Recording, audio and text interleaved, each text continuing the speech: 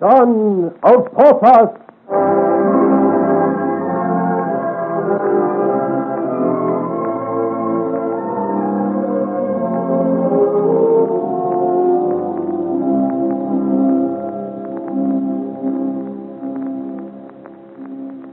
While Aurore believes him safe, and Aramis, the Duke of Almada, cheerfully promises to bring him to her, Joel is facing the sentence of the chief recorder.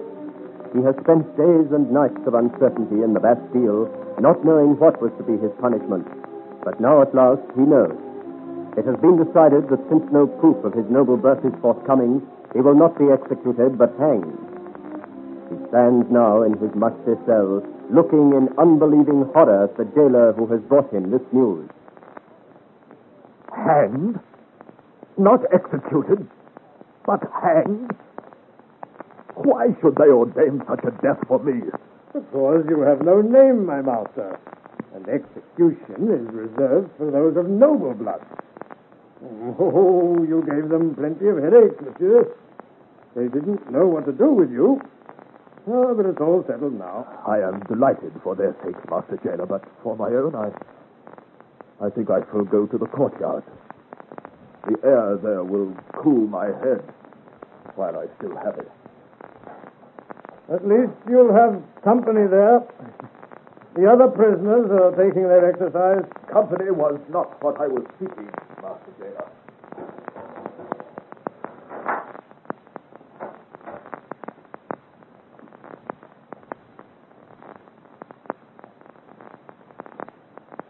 Oh, that I could see above these walls the church of St. Paul, where my Aurora attends vespers. The grey house, where we found a friend. If I could but know that all was well with she whom I love.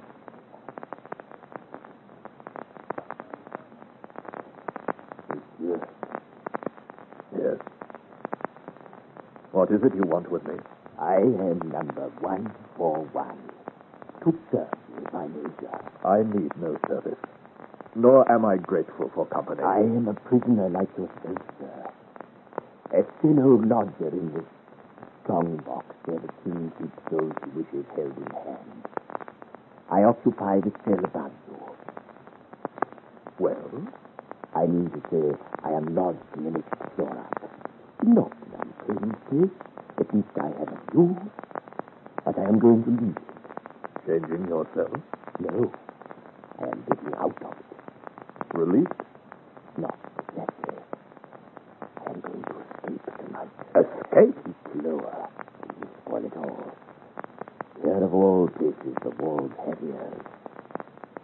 So? You would escape? Yes, monsieur. I should be out tonight. Heaven is my witness that I should like to take you with me. But I have misgivings mingled with my hopes. Tell me how you intend to do it. With patience, skill, and tools in time. With instruments and assistance pointed out very quickly. Continue. I have a daughter who is my life, my joy. All I care to live for. And she has a friend who will come to my aid. I have a fire and a rope. I have torn my 2 window bars so that they will readily snap. Will you not be seen? In such bad weather, as intends, I may have the luck of the safely keeping a good watchbox. If he be outside and sees me swinging down upon my rope, then he will shoot me. If he misses, I shall leap from the rampart into the moat and swim across. It seems you run a great risk of breaking your neck. What of it? What is life without freedom, monsieur?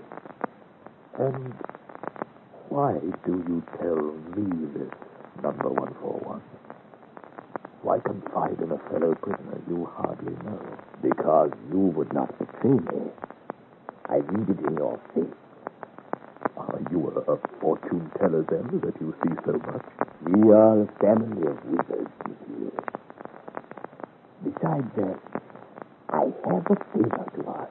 What is it? You say I run many risks. I I may be recaptured or I may be killed. It is for my daughter's sake I must go. And it is a risk, more than you know. See what I have hidden here within my garment. This locket contains a paper for which my enemies would pay a fortune. Up to the present, I've managed to hide it. If found on me, it will be destroyed. And so I tell you, this locket must not leave your hand until it is given to my daughter. You ask the impossible. How am I to fulfill such a mission? I have a presentiment you will go from this place more easily than I. To my death, most likely.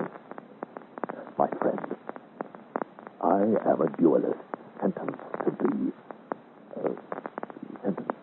death. What help am I to you? Or anyone else for that matter? You will not die. I know it.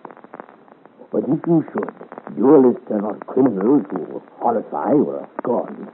You will be regularly tried and allowed to communicate with dear ones.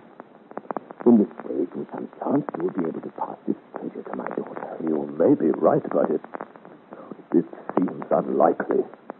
Would you accuse a wretch who has no hope but in you to preserve an innocent girl? Since you insist so strongly, I will do as you ask. You promise not to let it out of your hands until either you return it to me or give it into the girl's keeping. I promise to do all that is within my power. I believe you. Heaven prompts me. You will hand over the locket without looking at its contents. Be assured. I will wear it around my neck under my clothes. What is your daughter's name? Her name is Therese Lesage. She lives in the middle of the Rue Bouloir and carries on a business uninformed as a fortune teller. It is our hereditary trade. I will remember. Good luck, my friend. Before sleeping tonight, I shall pray for your success. You are luckier than I to be able to pray or sleep. But I thank you for the honor. I feel we're both of us in the shadow of death. Tonight will be a night of storm.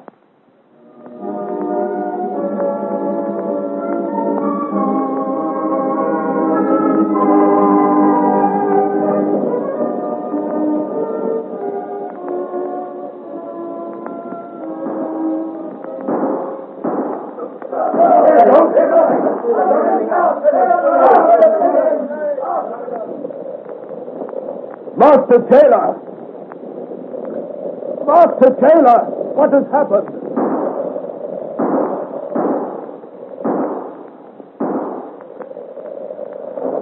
What is this shooting, Master Taylor? Oh, confound the man. Where is he? Between shots, shouting, and thunder, the man can get no rest. Master Taylor! Rest in peace, monsieur, while you may.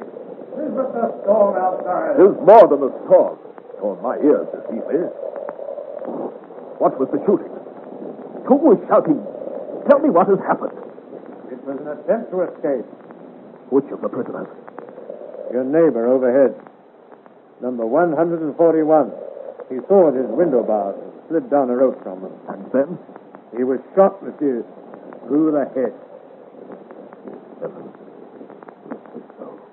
Oh, it's doubtful whether heaven's interested in such as he, monsieur. He was a thorough rogue. He deserved to die. What was his offense? He was a poisoner. The husband of one Lavoisin, of whom you must have heard. He was burned as a witch not long since.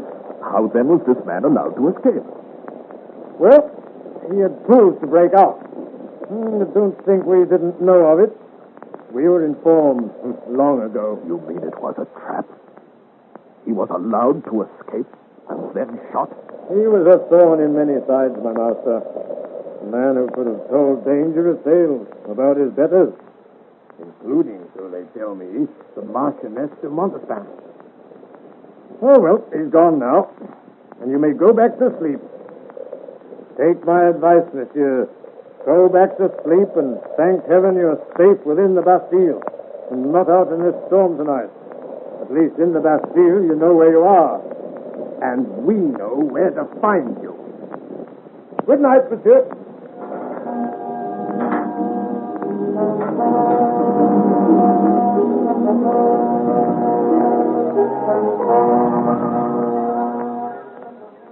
So, once again, we admit failure, Bois-Laurier. We do not know where he is or where to look for him. One would think a man of his stature would be simple enough to find. Yet we have searched in vain. Upon my sword, this Breton seems destined to cross my every wish, a plague upon him. It is indeed hard, my lord, that you should be thwarted at this point. After finding Mademoiselle de Tremblay and persuading her of our good intentions. It was no easy task, Bois-Laurier. I had to think fast, I warrant you. This Joel must be found, Bois-Laurier. He is the only one who can save our affairs from being bungled by the monstrous innocence of this girl. Oh, it's a pity we did not choose someone wiser in court ways and intrigue. We'd not have had this difficulty, my lord. Yet it is her freshness and innocence, in comparison with the worldly wise women of the court, that constitutes her appeal to his majesty. King Louis likes a gentlewoman. See how he has honored the soft-voiced widow, Marchioness de Sugière. Yet none can call La Montespan gentle, my lord.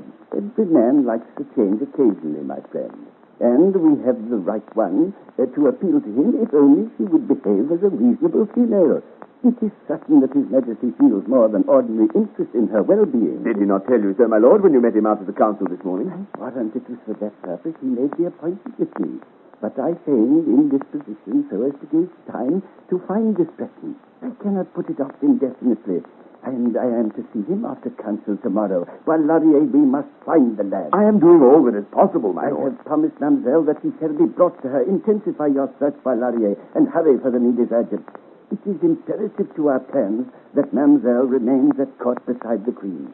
And if the only way to keep her there is to produce the Breton, then he must be found. Tomorrow morning, Bois-Laurier, before I meet the king, I want him brought to me. Dead or alive, Bois-Laurier, I must have the Breton.